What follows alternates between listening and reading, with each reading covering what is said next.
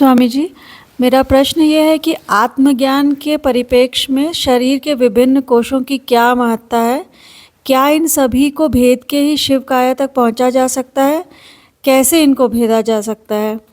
और कुंडलिनी जागरण किस शरीर की घटना है? क्या कुंडलिनी जागरण और शक्तिपात एक ही चीज़ है? और क्या कुंडलिनी जागरण का आत्मज्ञान से कोई लेना देना है?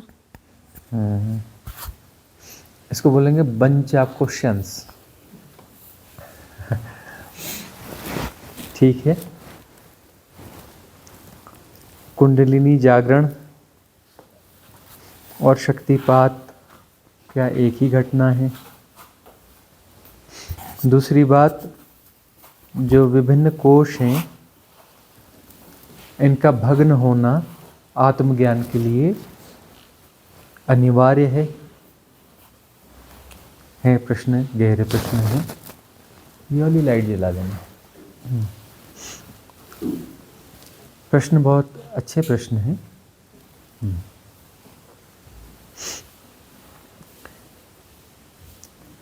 कोशों का भग्न होना आत्मज्ञान के लिए बहुत ज़्यादा सहयोगी है, बहुत ज़्यादा सहयोगी है। कोशों का भग्न होना बहुत ज़रूरी है। और साधना में जो विधियां होती हैं वो कोशों को भग्न करने की ही विधियां होती हैं। सारी जो प्रोसेस है विभिन्न कोशों को भग्न करने की ही प्रोसेस है। नेट पे देखो कितने प्रकार के कोश बताते हैं। अन्नमय कोश, कोई चेक करेगा? ज्ञानमय कोश, मनोमय कोश, देखो कितने प्रकार के कोश बताता है। अन्नमय कोश,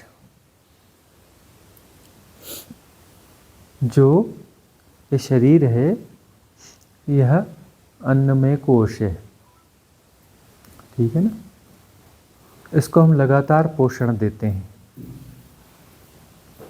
लगातार हम आहार देते हैं और इसे पोषित करते हैं। इस कोश को पोषित करना आवश्यक है, इस कोश को पोषित करना आवश्यक है। लेकिन हम जो पोषित करते हैं उसमें सम्यकता है या नहीं है? आहार हम कैसा दे रहे हैं इसे? आपने सुना होगा ना, बहुत सारे लोग हुए, जैसे विवेकानंद की भी बात चलती है कि उनका जो है उनको आत्मज्ञान नहीं हो पाया। अंततः हुआ, बिल्कुल जब शरीर छोड़ने के करीब करीब थे, मिनट 2 मिनट 3 मिनट पहले हुआ, लेकिन नहीं हो पाया पहले। क्यों नहीं हो पाया? क्योंकि उनका जो आहार था वह ऐसा नहीं था जैसा होना चाहिए। साधना की दृष्टि से मांसाहार करते थे, है ना। विवेकानंद मांसाहार करते थे, मांसाहार के शौकीन थे। उसके अलावा तंबाकू सेवन किया करते थे, है ना।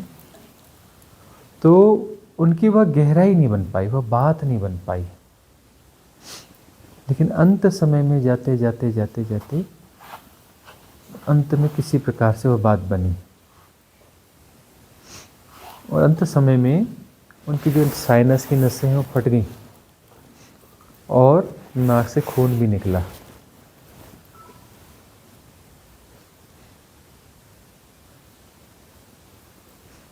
इस संबंध में ओशो ने भी कई जगह टिप्पणियां करी हैं, जीसस के बाबत, है ना, रामकृष्ण के बाबत, कि इन लोगों को जो है, जो उपलब्धि हुई है वह उपलब्धि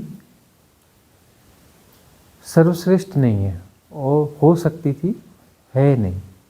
कारण है कि इनके जीवन में मांसाहार शामिल था। इस शरीर को पोषित तो करना है, लेकिन उसमें सम्यकत्व है या नहीं है? शाकाहार जरूरी है, भोजन का संतुलन जरूरी है।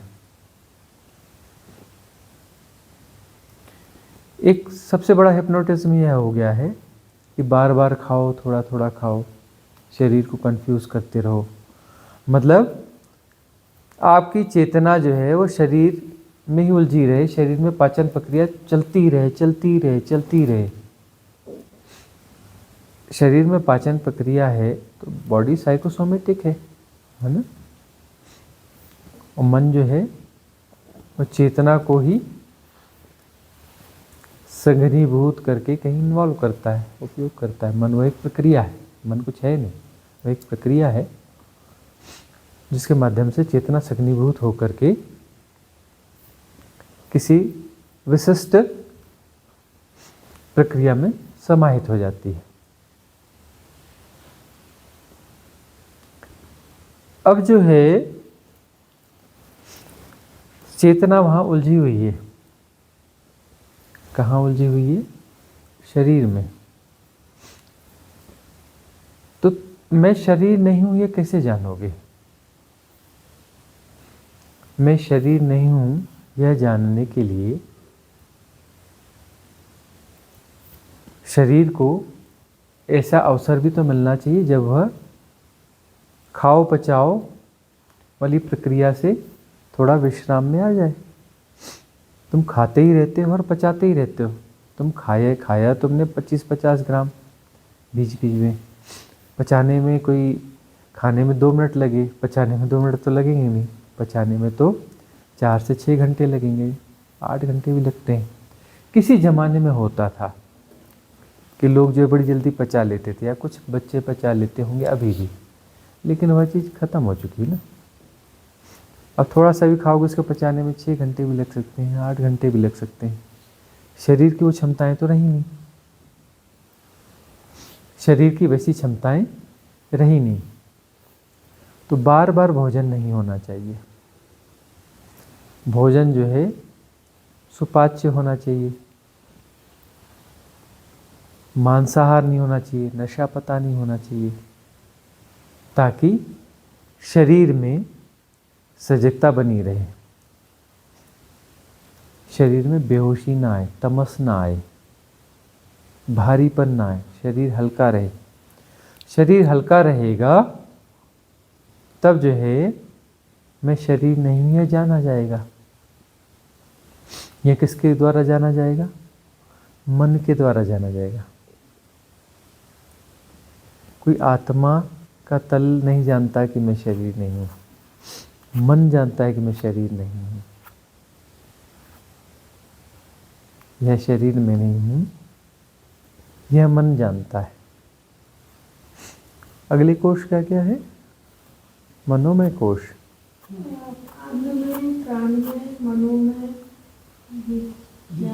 विज्ञान, आनंदमय कोश है ना। तो पहला हो गया ये। दूसरा कौन सा था? प्राणमय कोश।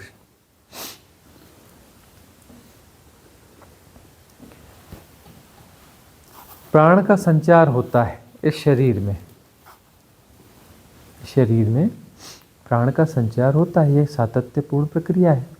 प्राण का संचार होना एक सातत्यपूर्ण प्रक्रिया है। श्वास प्रश्वास के माध्यम से इस शरीर में प्राण का संचार होता है। तो प्राणमय कोश टूटेगा कैसे? जब श्वास का आवागमन जानोगे। श्वास आ रही है, जा रही है, और प्राण का संचार इस शरीर में हो रहा है। इस शरीर में प्राण का संचार हो रहा है। तो प्राण जो है एक फीडिंग है, एक फीडिंग की तरह चल रहा है ना। और लगातार फीडिंग है इस शरीर में। प्राण कोई स्थायी चीज नहीं है, लगातार फीडिंग चल रही है। यदि वो फीडिंग बंद हो जाए तो प्राण जो है गायब हो जाएगा, है ना। वो फीडिंग की एक प्रोसेस है। वह अनंत असीम के माध्यम से, उस कॉस्मिक रिदम के माध्यम से वो फीडिंग चल रही है। उस प्राण में, प्राण की जो फीडिंग शरीर के साथ हो रही है, तो प्राण जो है इसी अनुरूप आकृति ग्रहण कर रहा है। उस प्राण के साथ में यह भ्रांति पैदा होती है कि प्राण के गुण तत्व यह हैं। इस नाम रूप में उस प्राण का बड़ा योग है। वो प्राण जो है नाम रूप में फंस जाता है, उस नाम रूप को पोषित कर रहा है तो नाम रूप ही हो जाता है। तो नाम रूप मैं नहीं हूं, नाम रूप मैं नहीं हूं, यह जानते ही प्राण तत्व प्राण कोश, प्राणमय कोश है ना, प्राणमय कोश जो है वो विच्छिन्न हो जाता है। ये एक प्रक्रिया है। शरीर क्या है? शरीर एक प्रक्रिया है। अन्नमय कोश यह एक प्रक्रिया है। प्राणमय कोश ये क्या है? प्रक्रिया है। यह प्रक्रियाएं हैं, इनके भग्न होने का अर्थ है कि प्रक्रियाएं हैं, मैं नहीं हूं। शरीर एक प्रक्रिया है, में से जाना जा रहा है। प्राणमय कोश एक प्रक्रिया है, इसे जाना जा रहा है। यह मैं नहीं हूं। तीसरा क्या है? मनोमय कोश। मन भी क्या है? एक प्रक्रिया ही है। मन एक प्रक्रिया है ना, एक प्रोसेस ही तो है।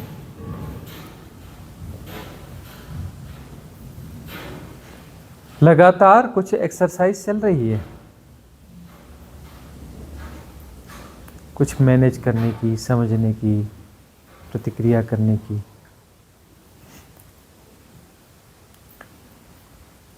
कृत्य से मन पैदा होता है, कुछ करने से मन पैदा होता है। और करना जो है आग्रह पूर्वक होता है तो वह मन होता है। प्रतिसंवेदन के माध्यम से होता है तो वह मन नहीं होता है। मन का आंशिक उपयोग होगा उसमें, लेकिन मन जो है प्रभावशाली भूमिका में नहीं होगा। प्रतिसंवेदन के साथ जीना, तो प्रतिसंवेदन के साथ जब जिया जाएगा उसमें भूत और भविष्य समय के हिप्नोटिज्म खत्म हो जाएंगे और मनोमय कोश जो है भग्न होगा। मनोमय कोश जब भग्न होगा तब अनाहत नाद सुनाई पड़ेगा। क्या सुनाई पड़ेगा? अनाहत नाद सुनाई पड़ेगा। अनाहत नाद यानी मनोमय कोश को भग्न होने की प्रोसेस शुरू हो गई। मनोमय कोश भग्न होता चला जाएगा। उसी बीच में जो है कुंडलिनी जागरण होगा। अनाहत नाद सुनाई पड़ेगा, मनोमय कोश भग्न हो रहा है ना। तो कुंडलिनी जागरण वाला प्रश्न भी था। तो यह चौथे शरीर की घटना है, मनस शरीर की घटना है। तो उसमें क्या होता है, ऊर्जाएं तो बहुत है मन में ना, बहुत सारी प्रोसेस चल रही मतलब ऊर्जाएं होंगी तभी तो प्रोसेस चल रही है ना। ऊर्जाएं है ही नहीं और प्रोसेस चलेगी? भाई चेतना जो है वह परम भंडार है ऊर्जा का, और उसकी सतह पर विचलन हो रहा है। उस सतह पे जो विचलन हो रहा है वो मन है। तो ऊर्जाओं का ही तो विचलन हो रहा है ना, ऊर्जाओं का ही तो विचलन हो रहा है ना। तो यह विचलन जो है ठहर जाए, विचलन यदि ठहर जाए तो मनोमय कोश भग्न हो जाएगा। उस विचलन, उस तल को यदि छू लिया जाता है तो अनाहत नाद शुरू हो जाता है। फिर धीरे धीरे उस तल में ही प्रतिष्ठापित हो जाते हैं तो अनाहत नाद कंटिन्यू होने लगता है। और सारे जो अनुभव हैं, कुंडलिनी जागरण, शक्तिपात, ये सब होने लगते हैं। शक्तिपात तो खैर जरूरी नहीं है कि उसमें आपका चौथा शरीर जागा हो तभी शक्तिपात हो सकता है। शक्तिपात तो पूर्व जन्मों के यदि पुण्य हैं, उन पुण्यों का यदि उदय होता है तो दूसरे तीसरे शरीर पर हो तो भी शक्तिपात हो जाता है। शक्तिपात जो है ना, वह भी हो जाता है, पूर्व जन्मों के पुण्यों के कारण हो जाता है। उसमें जो है 99.999999 करके 100 बार लिख लो। इन मौक़ों पर सदगुरु की प्रेजेंस जरूरी है, उसके बगैर शक्तिपात होता नहीं। शक्तिपात कहाँ पर होता है? नाभि के नीचे हरा केंद्र होता है, वहाँ पर। कैसा होता है? 440 वोल्ट का करंट,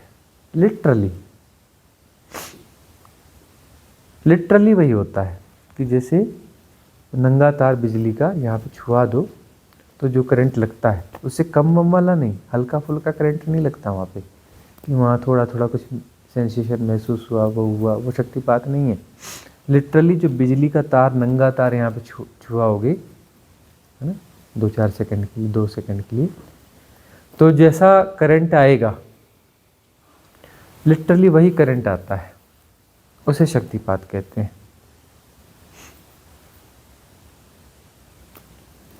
और उस शक्तिपात के बाद में जो है हारा केंद्र सक्रिय हो जाता है, वो सक्रिय हो जाता है। उसके बाद जो है कुंडलिनी जागरण की संभावना बढ़ जाती है। उस शक्तिपात से जो है कुछ क्षण के लिए तुम्हें ग्लिम्स मिल जाता है, शरीर नहीं हूं, है ना, प्राण जो है, प्राण को भी मैं जानने वाला हूं, प्राण भी नहीं हूं, मनोमय कोश में आ जाते हो। और वहां से जो है फिर ऊर्जाओं का खेल चालू होता है। जो कुंडलिनी की ऊर्जा है वह ऊपर उठना शुरू हो जाती है, बीच की बाधाएं कट जाती हैं। वह ऊर्जा का एक फ्लो होता है, उस फ्लो से जो बीच का मार्ग है, विकार, उसमें बाधाएं हैं, बाधाएं यानी विकार हैं, आग्रह हैं, वो विकार और आग्रह जो है डिजॉल्व हो जाते हैं। इसलिए इसे कृपा कहा जाता है, सदगुरु की कृपा हुई। एक्चुअली वो सदगुरु माध्यम होता है, आता वो अस्तित्व से। शक्तिपात सदगुरु की मौजूदगी में होता है, लेकिन वो आता अस्तित्व से। उसको निमित्त की आवश्यकता पड़ती, बगैर निमित्त के आता नहीं है। रेयर वन घटना होती है कि बगैर सदगुरु के हो जाए, वो 100 साल में कोई 1-2 घटना होती होगी, उससे ज़्यादा नहीं होती होगी। तो वह जो है शक्तिपात हो गया तो कुंडलिनी जागरण की संभावना बढ़ जाती है कि मार्ग थोड़ा क्लियर हो गया ना शक्तिपात से, सहस्त्रार्थ तक का मार्ग थोड़ा क्लियर हो, थोड़ी बाधाएं क्लियर हुई तो ऊर्जाएं बीच बीच में प्रवाहित होती रहेंगी, कुछ सेंसेशन होते रहेंगे, है ना। सहस्त्रार चक्र में, आज्ञा चक्र में सेंसेशन जो है फिर होने लगते हैं, कंटिन्यूअस होने लगते हैं। और कभी अचानक जो है साधना ठीक ठीक और चलती रही, सहजता बनी रही, तो अचानक जो है ऊर्जाओं का प्रवाह कुंड से जागता है और वह ऊर्जा जो है एक नाड़ी के रूप में निर्मित होकर के रीढ़ की हड्डी के बीच से, स्पाइनल कार्ड के बीच से एक नाड़ी के रूप में ऊपर जाती है, जो सुषुम्ना नाड़ी कहलाती है। 2 नाड़ियाँ होती है, इड़ा पिंगला, और तीसरी नाड़ी होती है सुषुम्ना। तो सुषुम्ना जो है ये फिजिकल नाड़ी नहीं है, ये ऊर्जाओं की बनी नाड़ी है। नाड़ी निर्मित होती है और उसके बीच से अनंत ऊर्जा बह के ऊपर जाती है सहस्त्रार तक। कुंडली जागरण ठीक ठीक हुआ तो ब्रह्मरंध्र उसी समय खुल जाता है। ब्रह्म क्षेत्र है तो ब्रह्मरंध्र जो है उसी समय खुल जाता है। वहाँ पर एक रंध्र होता है, छेद होता है, हड्डी जो कपाल जो है खुलता है, कपाल क्रिया हो जाती है। वो कपाल क्रिया करते हैं ना, मुर्दों को बांस को नुकीला बना करके उसके यहाँ छेद बनाते हैं। और मुर्दे की कपाल क्रिया करने से क्या होगा, कहते हैं कि अभी कपाल क्रिया मतलब इसके बाद मुक्त हो जाएगा। अरे मुर्दा कैसे मुक्त होगा? जिससे मुक्त होना था वो तो अपना सब तामझाम लेके चला गया, और तामझाम उसके पास है, तामझाम उसके पास है तो मुक्त कहाँ से हुआ?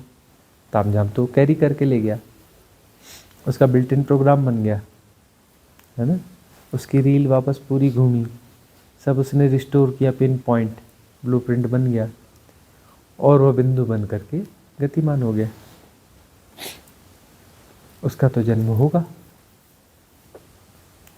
तो कपाल क्रिया हो जाती है, वो खुद करनी पड़ती। कपाल क्रिया हो गई तो द्विज हो गया, ब्राह्मण हो गया, दूसरा जन्म हो गया उसका, है ना। तो कुंडलिनी जागरण के बाद कई बार ऐसा होता है कि उस जागरण के समय ही कुंडली जागरण के साथ में जागरण भी हो जाता है। हमेशा नहीं होता, यह भी रेयर होता है। तो कुंडलिनी जागरण का मतलब ये होता है कि ऊर्जाएं मिल गई ढेर सारी, और बहुत सारे विकार जो है, जो बाधा देते हैं, बैरियर्स, वो साफ हुए। लेकिन सारे साफ हो गए ऐसा नहीं है। अब जो है इन ऊर्जाओं का प्रयोग करना है साधना में। इसलिए जो है जो सत्संग है, सदगुरु के साथ रहते हैं, वो क्या, वो तुम्हें साधना में इतना अभिप्रेरित कर देते हैं कि तुम्हारे पास कोई भी क्षमता आएगी तो तुम इसका इन्वेस्टमेंट साधना में करोगे, है ना। तुम्हारी बाकी प्रायोरिटीज पर ऐसी चोट मारेंगे, ऐसी चोट मारेंगे कि वो प्रायोरिटीज तुम्हारी प्रायोरिटीज रहेंगी नहीं, ताकि तुम्हारी टॉप प्रायोरिटी साधना रहे। और जब तुम्हें ये खजाना मिले ऊर्जाओं का, तो इस खजाने को तुम राइट इन्वेस्ट करो साधना के लिए, मुक्ति के लिए, है ना, क्लीनिंग के लिए। और नहीं तो जिन चीज़ों की क्लीनिंग करनी है उन्हीं को यह ऊर्जा मिल जाएगी। जिन चीज़ों की सफाई करनी है ना, वो वहाँ पर है, वही ये ऊर्जा पी जाएंगे। यदि ये ऊर्जा पी गए तो तिगनी का नाच नाचोगे, है ना। राजनीति के शौकीन हो तो राजनीति में जाओगे, चुनाव जीत जाओगे, है ना। ऊर्जा इतनी ज़्यादा होगी, थकोगे नहीं, क्षमताएं विकसित हो चुकी होंगी। ऊर्जाएं तो अतिशय है ना। दिमाग का जो अधिकांश हिस्सा है वो सोया रहता है, उसमें बहुत सारा हिस्सा, उसमें उसको भी ऊर्जा मिल जाएगी, जाग जाएगा, मतलब इंटेलिजेंस ग्रो हो जाएगी। जो लोग अपना वो रहते हैं ना, बहुत हेजिटेट करते हैं, इंट्रोवर्ट होते हैं, बोल नहीं पाते, चाहे तो मस्त एक नंबर का भाषण देना चालू कर देंगे, है ना। लोग जो है उनसे फिर बड़े प्रभावित होने लग जाएंगे। तुम व्यापार करना चाहो, बड़ा व्यापार कर जाओगे, दिमाग भी चलेगा, शरीर भी चलेगा, थकोगे भी नहीं, 15-16 घंटे बड़े आराम से काम कर जाओगे। तो जो तुम्हारी प्रायोरिटीज रहेंगी, ऊर्जाएं उनको मिल जाएंगी, उन प्रायोरिटीज जो है सक कर लेंगे उन ऊर्जाओं को। इसलिए कहते हैं लोअर चक्रास क्लीन होने चाहिए, ताकि ऊर्जा जो है अपर चक्रास में जाए, कुंडलिनी का जागरण हो, तो नीचे के केंद्रों में न बह जाओ।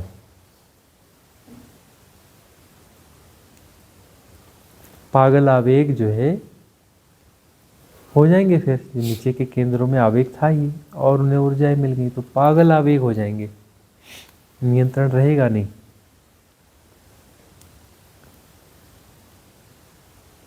तो कुंडलिनी जागरण के पहले शुद्धि की साधना, क्लींजिंग की साधना बहुत ज़रूरी है। क्लींजिंग होते रहना चाहिए, और सत्संग बहुत ज़रूरी है। इस सत्संग में तुम्हें व्यर्थ के प्रति तुम्हें जगाया जाता है कि यह व्यर्थ है। व्यर्थ से दौड़ छोड़ो। जैसे अभी राजनीति का बड़ा आकर्षण है, फिर वो जो है नेम फेम का बड़ा आकर्षण है, जो मीडिया और इसके सोशल मीडिया और इधर उधर से नेम फेम का बड़ा आकर्षण हो गया है, तो तुम्हें जगाया जाएगा। अरे राजनीति करके क्या करोगे? राजनीति में जो प्रधानमंत्री बन जाते हैं वो कविताएं लिखते हैं, बीत गया रीत गया, जीवन बीत गया, जीवन रीत गया, है ना। 3 बार प्रधानमंत्री बन के क्या लिखते हैं? जीवन बीत गया, जीवन रीत गया, जीवन बीत गया। एक बार नहीं 100 बार लिखते हैं, तो भी उनकी कविता ख़त्म नहीं होती। 25-50 कविताएं लिखी, सब में बीत गया, रीत गया, बीत गया, रीत गया घुसा पड़ा है। हाँ, तो राजनीति की सफलता और पद प्रतिष्ठा से कुछ हासिल नहीं होता है, बीत गया और रीत गया होता है। धन यही रह जाता है। धन अच्छा बुरा नहीं है, लेकिन धन को कमाने में तुम अपने आप को गंवा तो नहीं रहे हो। यदि धन को कमाने में तुम अपने आप को नहीं गंवा रहे हो तो उस धन में कोई बुराई नहीं है। धन कमाओ लेकिन खुद को मत गंवाओ।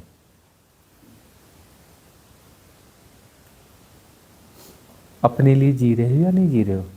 अपनी साधना को बढ़ा पा रहे हो कि नहीं बढ़ा पा रहे हो?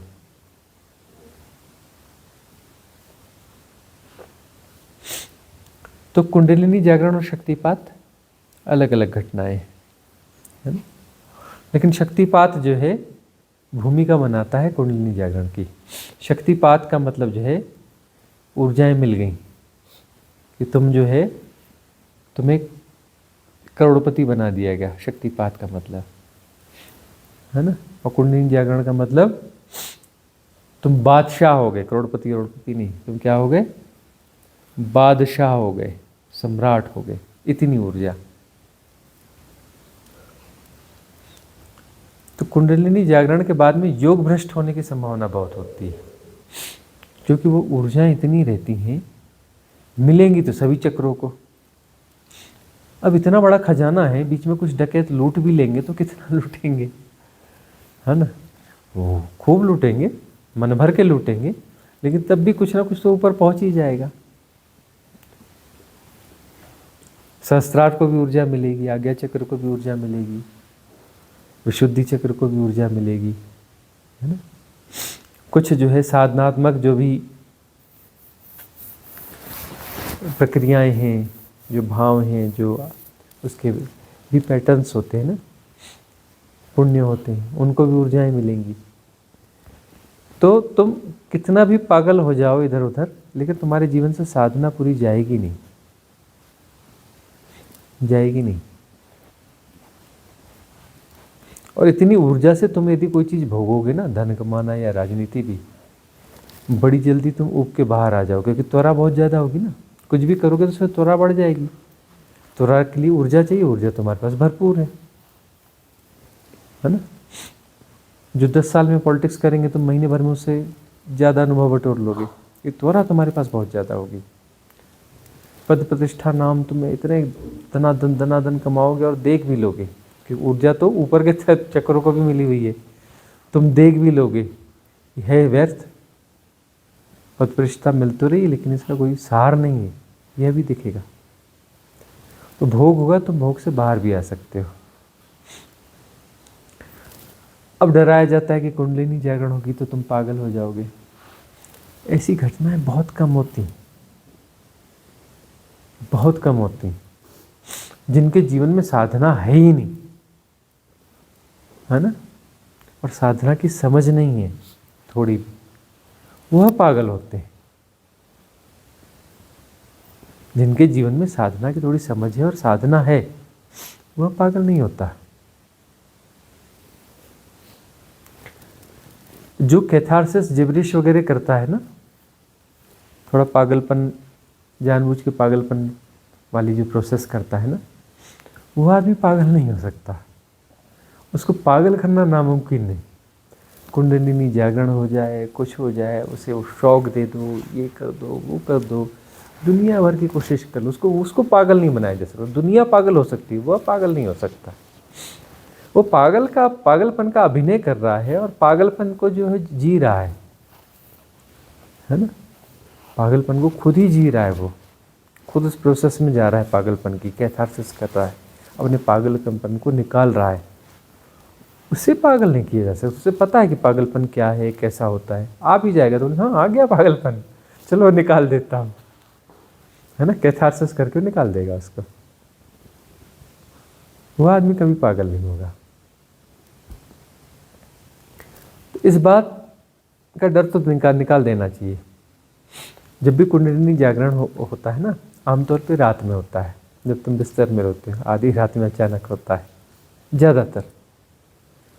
तो उस समय क्या होता है कि एक भय आता है कि कोई भूत प्रेत तो नहीं है, और दूसरा सबसे बड़ा जो भय आता है, भूत प्रेत का सबको नहीं आता है, एक बड़ा भय आता है कि पागल ना हो जाए हम इतनी ऊर्जा से। तो तुम जो है रेजिस्ट करते हो, रेजिस्ट नहीं करना है।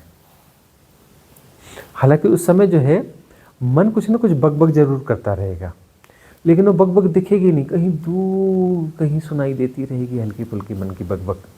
वो ऊर्जा इतनी ज़्यादा होती है कि उसका मूल्य नहीं रहता, मन उतना प्रभावी नहीं रहता, उसकी बकबक कंटिन्यूअस चलती रहेगी, उसकी कमेंट्री करता रहेगा, उसको कुछ और परिभाषा देने की कोशिश करता रहेगा, कुछ और तरफ मोड़ने की कोशिश करता रहेगा, दूर उसकी बकबक सुनाई पड़ती रहेगी, लेकिन वो काम नहीं कर पाएगी।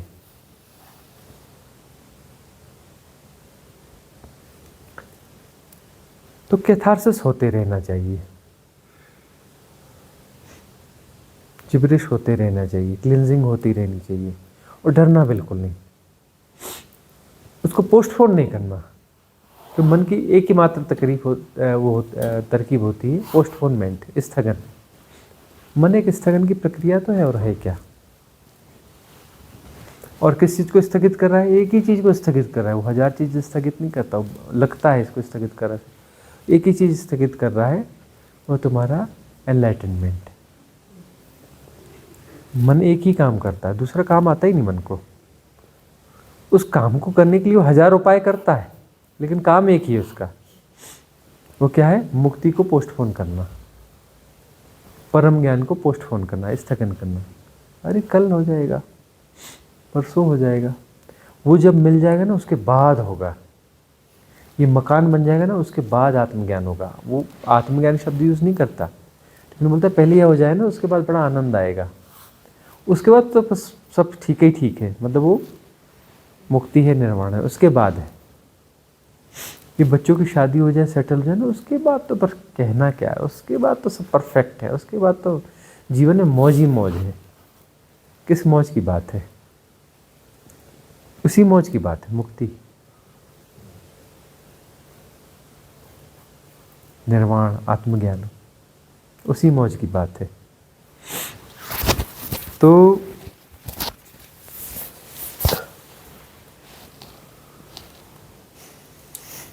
मन वह प्रक्रिया है पोस्टपोनमेंट की, और वह जो है कुंडलिनी जागरण के समय में भी पोस्टपोनमेंट की कोशिश करेगा, उसके झांसे में आना नहीं, है ना? कौन नहीं आएगा? मन का एक पार्ट होगा, मन यानी द्वंद्व होता है।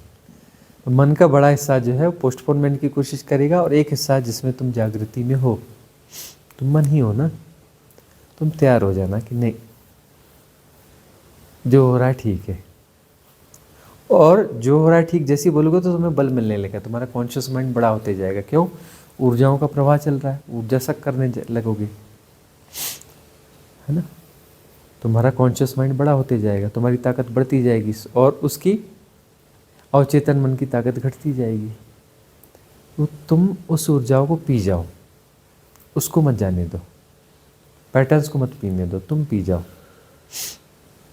तो यह जो है, जो निर्विकार मन है, मतलब ऐसा कॉन्शियस माइंड है, इसको ऊर्जाएं ज़्यादा मिलेंगी। तो यह ऊर्जाएं जब इसको पूरी ज़्यादा से ज़्यादा ऊर्जाएं मिल जाएंगी, तो तुम्हें जो है यह महसूस होगा तुम चेतना हो, तुम विशुद्ध चेतना हो। क्योंकि मन जो है चेतना तो है, लेकिन वो विचलित चेतना है। मन क्या है? विचलित चेतना है। जो चेतना वह भी है, लेकिन वो विचलित चेतना है। तब तुम थोड़े से निश्चल हो जाओगे, पूरे नहीं होगे, लेकिन काफ़ी हद तक निश्चल हो जाओगे। किसी हाइट से तुम देख रहे होगे विचलन को, वहाँ पर साधना को सघन करना है।